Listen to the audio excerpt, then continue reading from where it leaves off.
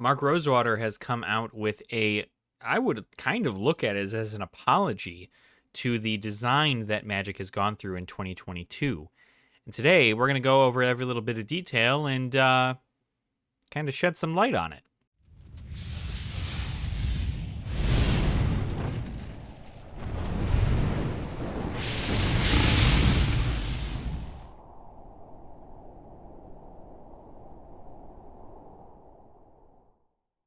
Welcome on in, Dragonfolk. I hope you all are having a fantastic day today. I know I am, and I would love to spread that with you guys. But we gotta talk about Mark Rosewater and his little Magic design state of the game that he came out with recently.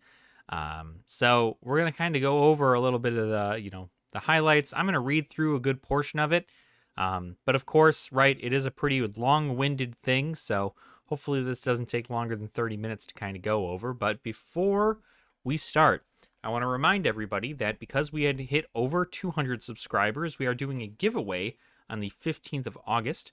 So if you go ahead and go up to that little doodad right there, and you click the link, that'll bring you to the video in which I wish you to leave a comment telling me your favorite color combination in Magic and why. And as long as you're subscribed to the channel, you will go ahead and be entered into a giveaway to win this. So the winner will get this, and I'll ship it out to them free of charge. I will go ahead and open it on video, and then I will send out the contents to the lucky subscriber. So again, thank you all so much for your support. Let's go ahead and dive into it. So we're going to kind of talk about a lot of the stuff that he's gone over, and we're going to kind of go from there. So, all right. So let's talk about this, right? So it looks like what we've got here is the overall Magic design, right? And the overall Magic design, he talks about the highlights and the lessons is usually the big thing here. So for the beginning highlight, we push the boundaries of what Magic can do. If you asked me 10 years ago if we did some of the things we did this year, I would have said no way.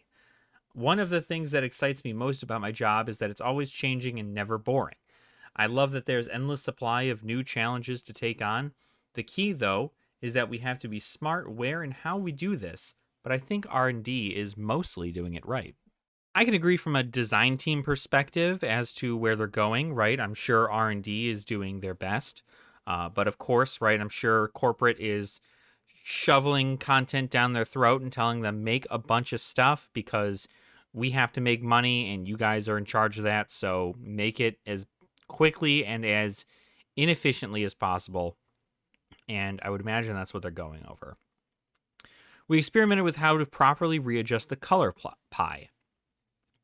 The place this is most obvious is in white. For years, it was the fifth color in Commander, and we've spent years figuring out how to make white more viable in a way that's still white philosophically. This is the year that a lot of work became public, and it's been great seeing the audience's reaction to it. The work isn't just on white, though, but the other colors are a little subtler. I do enjoy that the color pie, the foundation of the game mechanically and creatively, can change along with the game. That is nice. Always good to see support for different colors, and really, no man left behind kind of concept. So part of we adapted our design to the feedback of our customers. So part of adapting the game is understanding how the audience wants to play it. Magic has gone through a lot of changes over the last 10 years, but I'm proud of all the work R&D has put into the understanding of what those changes mean and how we've been able to shift our design to meet those needs. The lessons. We need to be more conscious about backwards compatibility. We're now designing for what I call an eternal world, where the core of Magic play involves the full history of the game. This means that we must be better about understanding how current designs play with older designs. It's not enough to make something cool in a vacuum. We have to shape it, such as it complements what has come before. This is probably the current force that is most likely to change the immediate future of design. So, obviously, when you make a lot of stuff, you have to make it work with everything, especially when you have cards that come out and they're in eternal formats. So there's a lot of cards they have to make it work with, and it seems like that's going to be a big focus point for them now. We need to be careful with complexity. As a side effect of moving forward towards an eternal world, we've upped the amount of complexity we're allowing in each set. While I understand why we're doing it, I know we need to be vigilant to make sure we don't fall into old mistakes. A new player is always going to start the game from the same place. We must be careful not to leave them behind. We need to be more conscious of how we talk about our products. A lot of the mistakes of last year were not about what we designed, but in how we communicated to the audience what to expect. Any design, even a strong one, can be led astray if the audience isn't properly prepared for what it is. We need to be better in understanding how to communicate what we've made, such that the audience is expecting what we designed. So that is kind of an important thing, specifically when it comes to, just about everything besides Kamigaonian Dynasty. Like, if I were to tier the stuff that's come out this year, right? Kamigawa, New Capenna, Double Masters, Kamigawa, New Capenna, and then, the Midnight Hunt, Crimson Vow, and Double Feature are all in the... Well, Innistrad, Midnight Hunt, and Crimson Vow are next in the same line. And then under it is Battle for Baldur's Gate, and then it's Double Feature. And that's just generally how I view it. Probably because Double Feature wasn't necessary. You know what I mean? But let's get into Midnight Hunt and see what this is about. So the highlights. The new mechanics were mostly popular. Decayed, Disturb, and The Day Night all had their share of fans. Players enjoyed how each of them took a mechanical theme we've done before and found new space to play in. Decayed was a surprising amount of depth and a flavorful addition to zombies. Disturb was a novel tweak on Aftermath, and finally gave Spirit's mechanic to coalesce around. Day Night did a good job of extending the werewolf mechanic into an element that affected the whole game. There was a little criticism that Day Night was harder to track on tabletop, and some discussion around whether it was supposed to go away if no cards on the table cared about it. It was something we spent a lot of time discussing in design. There were people who enjoyed how Coven cared about a new facet of the game having different powers of creatures, but it got the most criticism of the new mechanics. The addition of witches and folk horror was appreciated. One of the challenges in doing the Innistrad set is touching upon the classic tropes of gothic horror, while we tried to add new horror elements to the plane. A lot of players enjoyed that Innistrad Midnight Hunt added a new thing to the mix. With the mechanic of the witches wasn't super popular, the flavor of them was. There was a lot of positive comments about the visual aesthetic of the set that came from this new element. I agree. I did really like the idea of the witches. Essentially, the humans trying to make the sun rise, trying to stop the werewolves from going into eternal night. I think that was really, really cool. I love that concept. The revisit of old characters was enjoyed. One of the things players seem to enjoy about revisits is getting to see old characters they enjoy in new forms. In particular, I got a lot of positive comments about Hal and Alana, and Arlen Cord getting new cards. So that is pretty cool. I did like to see Arlen getting a pretty solid Planeswalker card out of this. Players enjoyed the premiere of Multicolor Flashback in the new land cycle. Players enjoyed seeing Flashback return to Innistrad. It had been there the first visit, but not the second, and liked the tweak of there being multicolor Flashback cards. The new slow lands, started in Innistrad Midnight Hunt and completed in Crimson Vow, were also a hit. I agree. These slow lands, very, very good. Something I also suggest investing in if you have the opportunity to. They're going to be very, very good, and I don't know when they'll be reprinted again, if they ever will, but it will probably be a while. So that is a pretty good hit. So the lessons they got out of this. Werewolves didn't get their due. When we've originally announced the set, we gave it the temporary placeholder name of Innistrad Werewolves.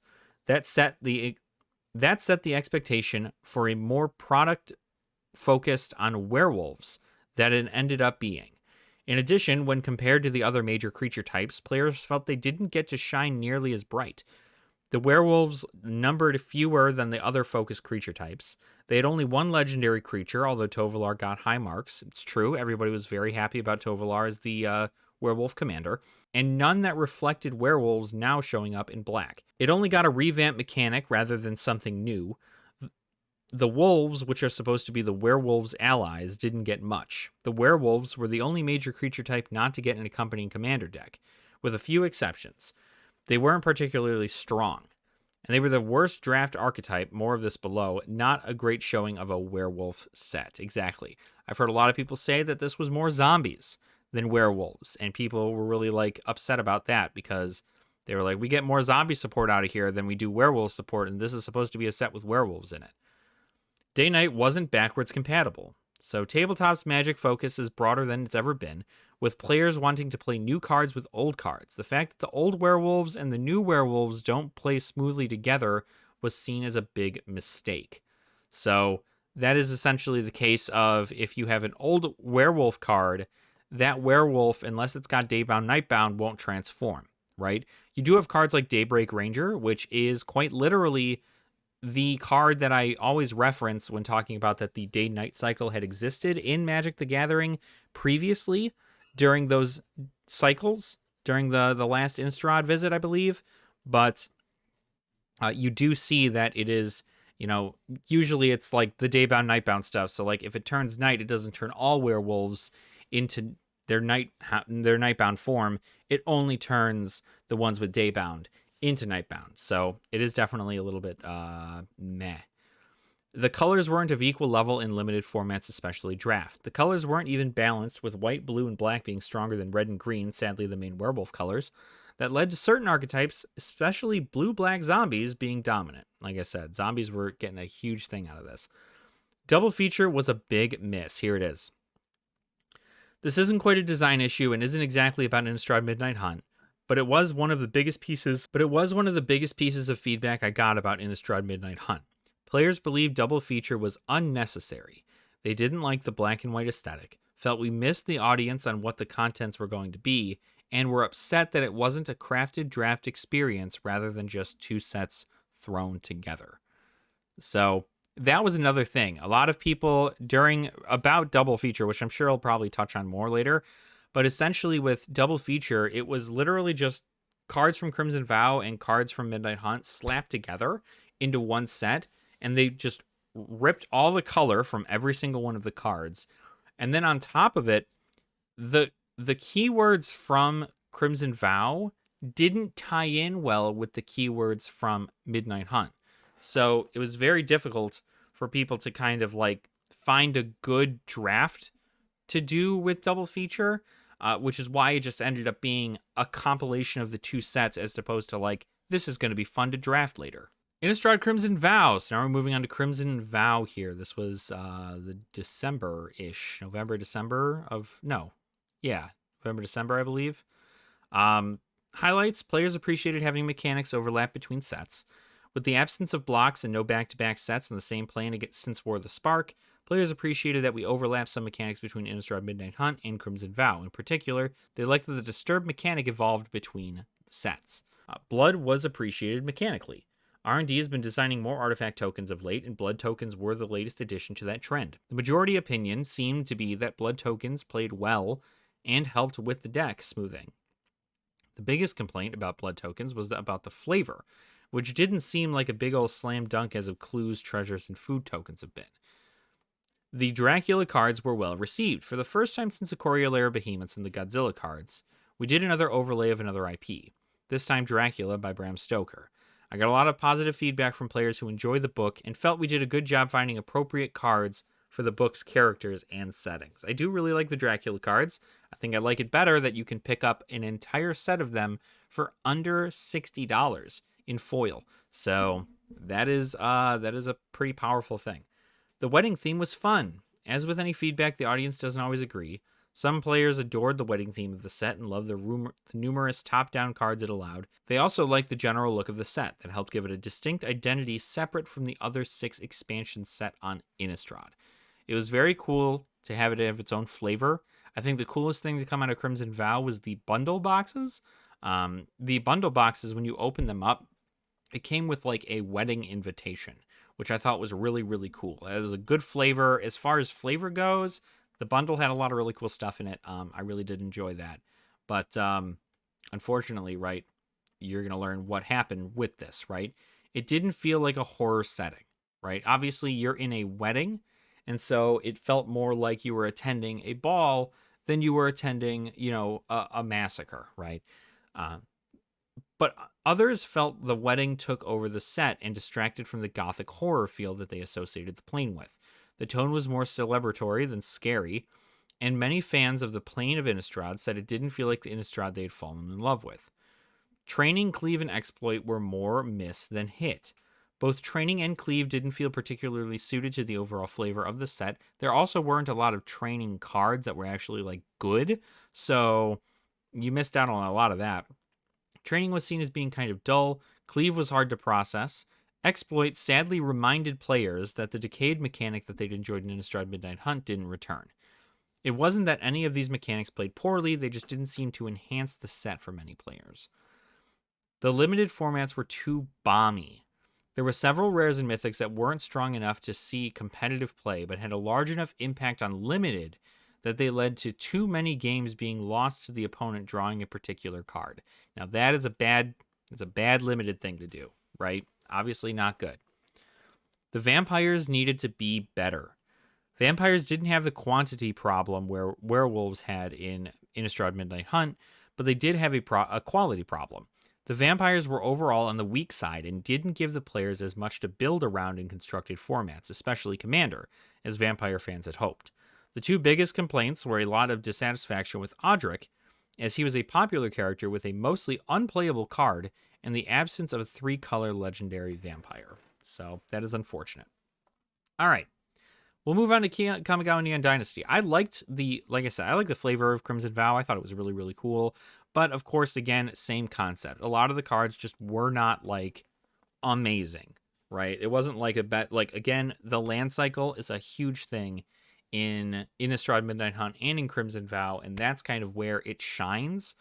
Outside of that, not too much in regards to things. On to Kamigaonian Dynasty. So the highlights are it was the home run set of the year. Yes, it absolutely was. While there were criticisms, which I'll get to below, this was hands down the best received set of the year. Returning to Kamigawa had been an in-franchise player request for many years, so there was a huge amount of excitement when we did.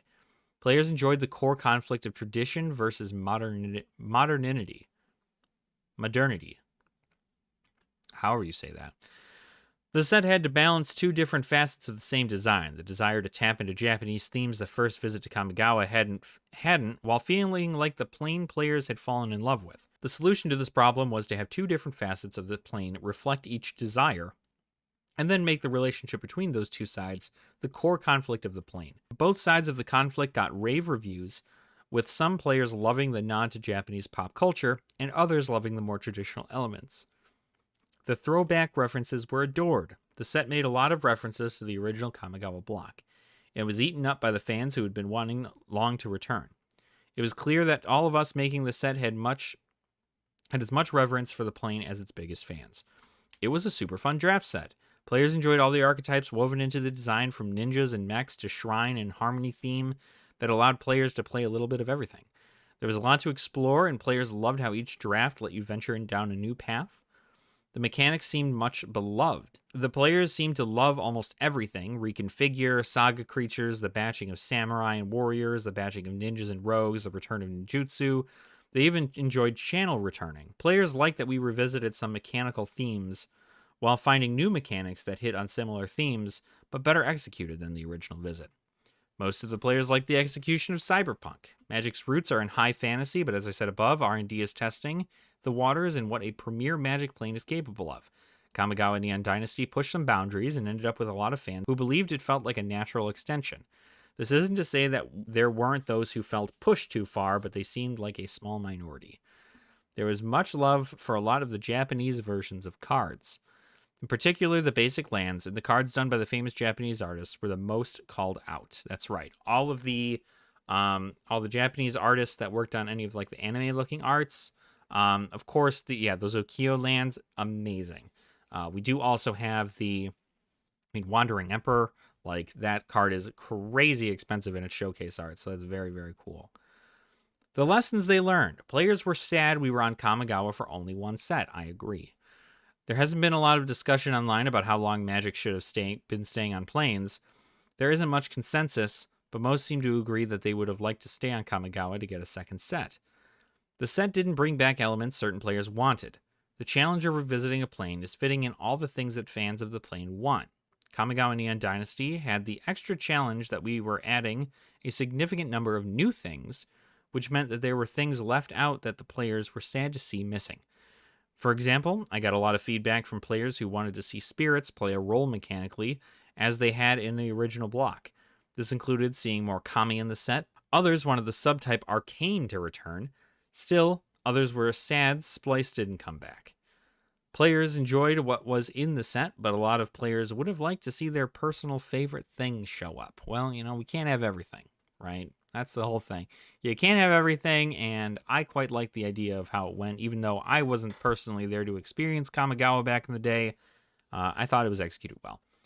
It wasn't always clear when a creature was an enchantment or an artifact. While there were frames to help with this issue, many players reported being sometimes confused about the card types of certain creatures. I think this stems from the fact that the definition of what something counted as an enchantment, or to a lesser extent an artifact, was a little fuzzy. Well, it did say artifact or enchantment in the frame, so kind of hard to figure that out. I don't know why people would be complaining about that. It is right there. But I guess, people are going to find a way to complain, right? Complexity was a tad high. There was a lot going on in the set, and some players felt it was a little too much. This is the flip side of the positive note about all the draft archetypes. Most of the time, depth comes with complexity. Players weren't happy with Samurai's mechanical identity. I agree with this. I agree with this heavily. There were a couple complaints with this note. One, many Samurai fans didn't feel the Exalted-like mechanic identity was a good fit for Samurai flavor-wise.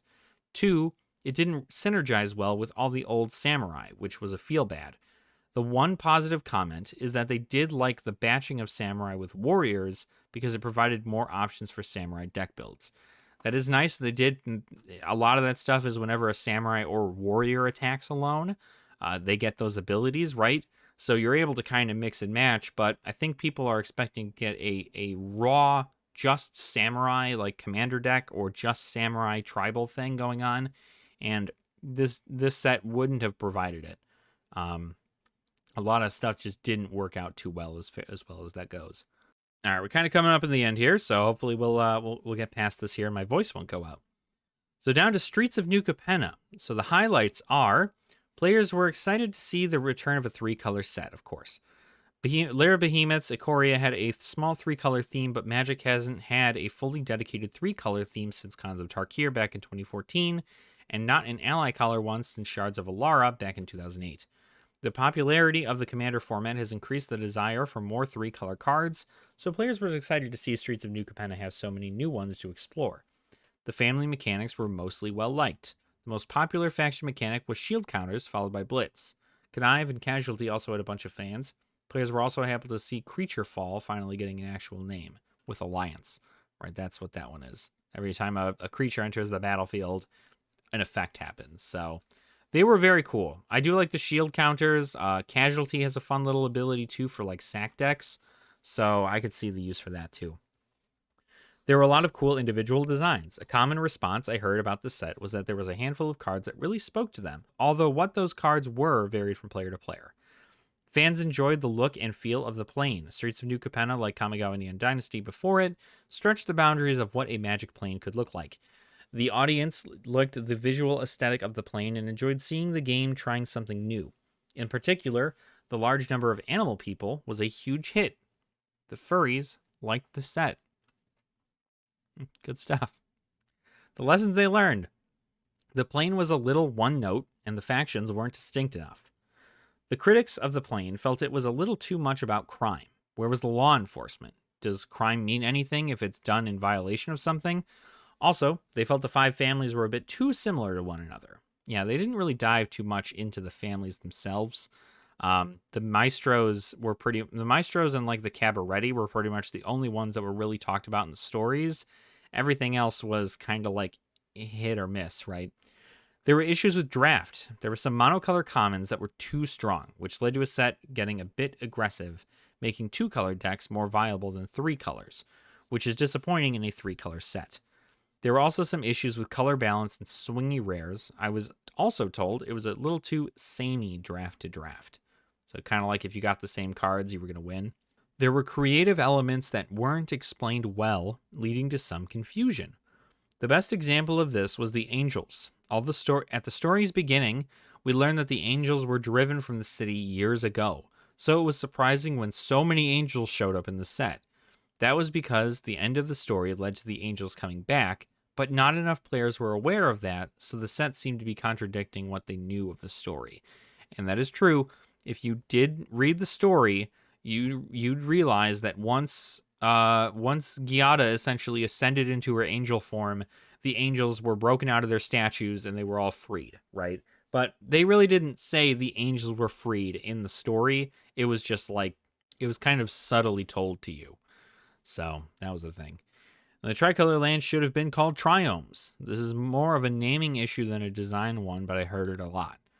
And I think that's the reason, is because they're, I'm sure there's something to do with something of naming cards and so on and so forth. But the ones from Ikoria are named triomes, but the ones from New Capenna all have different names, right? Xander's Lounge, Spar's Headquarters, Rafine's Spire, Jetmir's Garden, right? Like they're all different names, as opposed to keeping to the triome theme. So I don't know why. That's probably just like an annoyance thing. But now on to the big thing here, right? Okay, so this is like the biggest thing. I'm curious what he's going to say about the Battle for Baldur's Gate stuff, because a lot of people are really not loving this. Also, I am sorry, this is probably going to be roughly 30 minutes of a video, so hopefully you guys stick it around. If you guys have made it all the way to Commander Legends Baldur's Gate, let me know what you think about Battle for Baldur's Gate in the comments down below. I'd be happy to hear. So the highlights.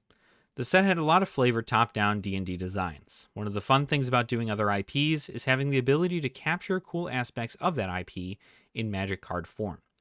A lot of the positive comments I got about Commander Legends Battle for Baldur's Gate was how excited players were to see some aspects they love as an element of D&D now translated into Magic mechanics. The set also went out of its way to capture a few things that Dungeons & Dragons Adventures in the Forgotten Realms had missed. The draft was a lot of fun. In last year's State of Design column, I talked about the original Commander Legends, and one of the lessons that was there was a lot of room for improvement in draft. Player consensus is that the design team did a great job of understanding what needed to be fixed and then fixing it. I do hear the draft is really cool. That's why, because when they catered this to a draft, I was like, that's really cool. I think the draft is fun. And then after looking at the cards, I was like, okay, cool. So, this is where a lot of that background mechanic is going to mainly be done, as in limited. So I think that's really cool. I thought the draft was a great concept. I haven't done one yet, but I'd love to. The Commander designs were original and accounted for a lot of feedback from Commander players. A big note we've heard from players is to stop designing commanders that usurp existing commanders in already existing decks and start making ones that force players to build something new. The feedback I got from Commander Legends Battle for Baldur's Gate is that the commanders do just that. Yeah, with their choose a background thing that makes them specific to certain ways and having legendary enchantments and stuff is pretty cool. The players enjoyed a lot of the mechanical execution. Backgrounds were generally a hit. Players were excited to see adventures in a D&D set and party in the Commander deck. I got a bunch of compliments about initiative, although some were sad it didn't just let you venture into any dungeon. Players seemed to enjoy all the synergy between themes, and I got a lot of comments on how many of the cards iterated in neat multiplayer design space. The lessons. It shouldn't have been labeled as Commander Legends. So there it is. Mark Rosewater, quite literally telling us it shouldn't have been labeled as Commander Legends. The most common complaint I got was that players were expecting the set to be something that it didn't turn out to be. Many believe the label Commander Legends implied that it would have a lot of highly desired reprints for Commander. The lack of Commander reprints, combined with Double Masters 2022 coming on its heels, with many of the reprints players hoped to see in Commander Legends Battle for Baldur's Gate, irritated players. Okay, so they're at least listening to people. It felt more like Dungeons & Dragons Adventures in the Forgotten Realms 2 than Commander Legends 2. The set chose to mix two different components, and many players felt it did a much better job of matching one element than the other. This wasn't just an issue of reprints, but also a feeling that the set didn't have enough cards that would have a strong impact on Commander. That is true. A lot of these backgrounds you can't use with other commanders as far as the choose a background partner thing, so a lot of those backgrounds don't get used, unless, of course, they are just a really good enchantment, at which point you can obviously put one in there, but then, it's got to mesh well. So the set didn't have magic callouts, especially in the commanders. Another frustration with the products being in a D&D world was that it didn't allow Commander Legends Battle for Baldur's Gate to deliver on something players loved from the first Commander Legends, a lot of throwbacks to old Magic lore. With Commander decks tied to premier sets, there are fewer options to make commanders of favorite old characters, and there was sadness that the set missed out on that opportunity. And there wasn't much mechanical innovation. The set mostly brought back old mechanics, and even when it made something new, these were mostly tweaks of existing things. Some players were sad the set didn't innovate more mechanically. That is true. A lot of the stuff is, I mean, he hit it right on the nose right here, right? Shouldn't have been labeled Commander Legends. I think we all are in agreement of that. It shouldn't have been labeled Commander Legends. But was it a great Dungeons and Dragons set? Absolutely. But shouldn't have been set up in a premium, shouldn't have been set up as a Commander Legends set. And frankly, they could have done a little bit more in regards to the cards that they added. The year that was. I've come to the end of this year's column. As always, the goal is to try to look back with an honest understanding of how our work was received by the audience. It's only by looking at the past that we can learn how to improve in the future. I want to thank everyone who took time to give me your feedback about any of the sets I talked about.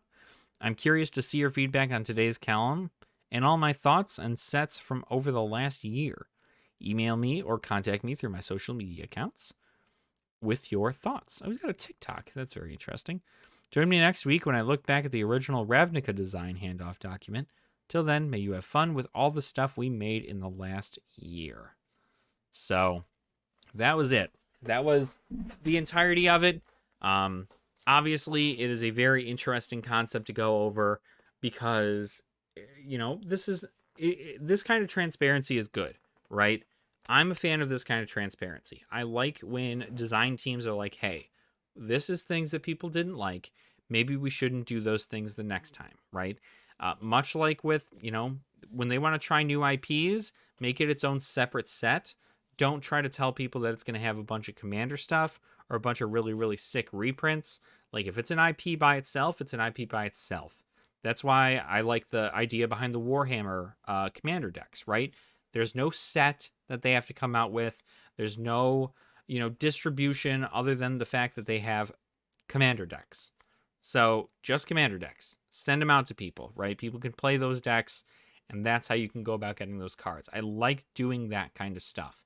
But implementing a new IP into a entire set is usually pretty hard because you kind of disrupt the flow of Magic lore and its like general idea of its storyline. So, you know, it's kind of like, you know, we go from you know, Kaldheim and Kaya chasing Vorinclex to Strixhaven, and where you find out about Will and Rowan, and then you know, they're in school doing some stuff, and then it's just like boom, Adventures in the Forgotten Realms. Like, it's like a beach episode. Like, none of the other playing pieces are in there. It's just Adventures in the Forgotten Realms, right? And then immediately Kamigawa, right? And then immediately Innistrad Midnight Hunt, right? We're back to looking at the planeswalkers that we know, right? Teferi, Arlen, you know, Chandra. Chandra wasn't in that one, but like Chandra was in Crimson Vow, and Kaya was in Crimson Vow. So this is kind of the, you know, it was a small gap in the story to try out a new IP. And I think, honestly, if you just made it a draft box like you did TSR, Time Spiral Remastered, I think that would actually sell over a little bit more. And even if it didn't sell over a little bit more, I think it would be better in the long run, because that way, if people don't feel comfortable extending themselves into a different universe, then they don't have to spend that money. Whereas with AFR, you know, you had to keep up with the cards, and so people had to buy those. So it's an interesting concept, but I did quite like it. But that's it, right? We're going to go ahead and just kind of end it here. We're creeping up to almost 40 minutes in this video, so thank you guys so much for watching. Let me know in the comments down below what you guys think about all of this crazy apology stuff. It's not really an apology, right? It's him looking over the mistakes that are made. And like I said, this kind of transparency is really, really nice. So Let me know what you think about it in the comments down below. While you're there, you can also like the video and subscribe to the channel as well. We are heading towards 300 subscribers, and we're climbing pretty quickly. So happy to have you guys here along the ride. Happy to, continue to bring you guys content that you all will enjoy. And more than anything, I appreciate our patrons, which will have a spotlight at the end of this video, like they will with every other one. If you also wish to become a patron, you can look in the description down below. We've got some pretty cool tiers there. Our highest tier allows me to get you 3 booster packs that I open on a video and then send your way. So if that interests you, by all means, check it out. Otherwise, thank you guys so much for being here. I really do appreciate your support. And remember, to have a great day or not, the choice is up to you. I'll see you all soon. Nerd out.